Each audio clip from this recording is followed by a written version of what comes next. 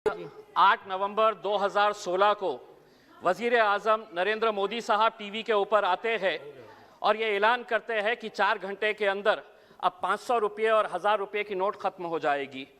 ये इसलिए फ़ैसला नहीं लिया जाता है कि वो अपनी अहमियत जताना चाहते थे या मजाक के तौर के ऊपर ये फ़ैसला लिया गया। उन्होंने उसका रीज़न दिया कि हम ये इसलिए कर रहे हैं कि हमें 3 बातों का हल चाहिए। एक तो ये है कि इसके ज़रिए हम ब्लैक मनी हासिल करेंगे, दूसरा ये है कि आज जो मार्केट के अंदर जो काउंटरफीट नोट्स है, जो नकली नोट्स बाज़ारों में है, उसके ऊपर हम कंट्रोल करेंगे, और तीसरा ये है कि हम डिजिटल पेमेंट को बढ़ावा देंगे।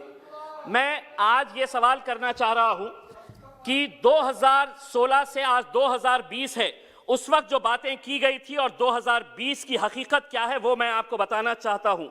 ब्लैक मनी के बारे में उस वक्त बताया गया था कि 3 से 4 लाख करोड़ रुपया ब्लैक मनी का निकाला जाएगा, तो निकला कितना? 1.3 लाख करोड़ रुपीस निकला।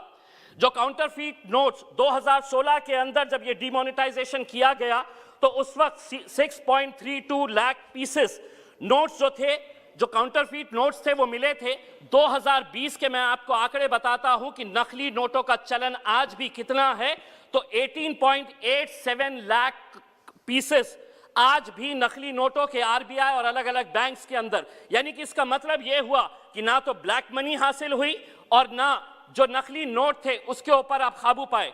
डिजिटल पेमेंट यकीनन थोड़ा बड़ा है, लेकिन उसके लिए क्या इतना बड़ा फैसला लेना कि हम डिमोनेटाइजेशन करेंगे, ये गलत है। मैं समझता हूं कि उस वक्त जब ये फैसला लिया गया था तो इस सदन के अंदर बैठे हुए जितने भी लोग थे बड़े जोरदार तरीके से तालियां बजाए थे। आज मैं ये पूछना चाहता हूं कि क्या आप में इतनी हिम्मत है कि अपने सरकार और अपने वजीर आजम से पूछे कि आपने 2016 के अंदर हमको लाइनों के अंदर खड़े किया था और ये बताया था कि इससे ये हासिल होगा, लेकिन ये हासिल नहीं हुआ। ये बजट के भाषण का हिस्सा नहीं बनेगा। इसलिए नहीं बनेगा क्योंकि उस वक्त आपने गलत लोगों को गुमराह किया था। मैं अध्यक्ष महोदय आपसे एक बात करना चाहता हूं। मैं ये सवाल भारतीय जनता पार्टी से नहीं करना चाहता हूं क्योंकि माइनॉरिटीज का इनसे कोई लेना देना नहीं है, लेकिन the so called secular parties जिनके बीच में मैं यहां पर बैठा हूं, माइनॉरिटी के बजट के अंदर 1024 करोड़ रुपए की कटौती की गई है। क्या वजह है कि यह मुद्दा सिर्फ इम्तियाज जलील उठाएगा? वो लोग जो मुसलमानों के नाम के ऊपर वोट मांगने का काम करते हैं, कितने लोगों ने इस मुद्दे को उठाया है, हम ये सवाल करना चाहते हैं। 1024 करोड़ रुपए की कटौती माइनॉरिटी बजट के अंदर कर दी गई है। Maulana Azad national fellowship, free coaching, interest subsidy on education loans, ऐसे कुल मिलाकर 110 करोड़ रुपए की कटौती की गई है। अध्यक्ष महोदय, मैं minority affairs minister Mukhtar Abbas Naqvi साहब से एक सवाल करना चाहता हूं। इसी सदन के अंदर मेरे पार्टी के अध्यक्ष असदुद्दीन अवैसी साहब ने कहा था कि मुसलमानों को हज की सब्सिडी नहीं चाहिए, यह हमारा मजहबी फरीजा है, हम अपने जेब से यह खर्चा करेंगे। लेकिन उस पैसे से आप मुसलमानों को पढ़ने के लिए स्कूल्स, कॉलेजेस, हॉस्टल्स खोलिए। मैं एक सवाल करना चाहता हूं, हज की सब्सिडी आपने बंद कर दिए है, कितने स्कूल्स, कितने कॉलेजेस और कितने हॉस्टल्स खोले गए हैं? इसका जवाब आपको देना पड़ेगा। दूसरी बात यह है कि हम ये कहते हैं, वित्त मंत्री जी, कि हम ये कहते हैं, बड़ा गर्व कहते हैं कि हमारा देश कितना आगे जा रहा है। पेट्रोल और डीजल के मामले में हम किसके साथ मुकाबला कर रहे हैं? हमारे से आगे कौन कौन देश है साउथ ईस्ट एशिया के अंदर, जिसमें नेपाल है, भूटान है, जिसमें मलेशिया है और जिसमें पाकिस्तान है।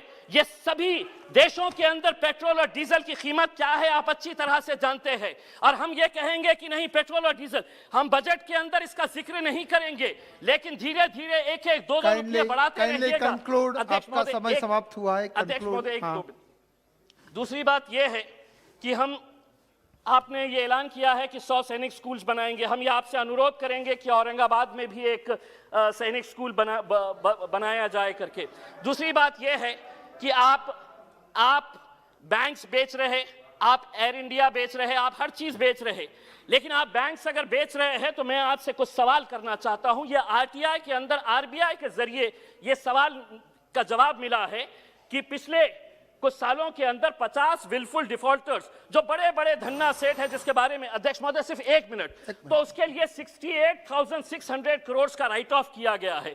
एक पुणे में आरटीआई एक्टिविस्ट है विवेक वेलनकर, इसने 12 पीएसबी बैंक जो है पब्लिक सेक्टर बैंक्स, इसका सर्वे किया, पूरे आरटीआई से डॉक्यूमेंट्स निकाले हैं और उसके अंदर यह पता चला है आपकी दौरे हुकूमत के अंदर पिछले 8 सालों के अंदर, सर बस 1 मिनट, पिछले 8 सालों के अंदर 6.32 लाख करोड़ रुपए लोन राइट ऑफ किया गया है। अब आप जवाब देते वक्त ये कहेंगे कि राइट ऑफ का मतलब ये नहीं है ये पैसा नहीं लिए, लेकिन सिर्फ महज 7%।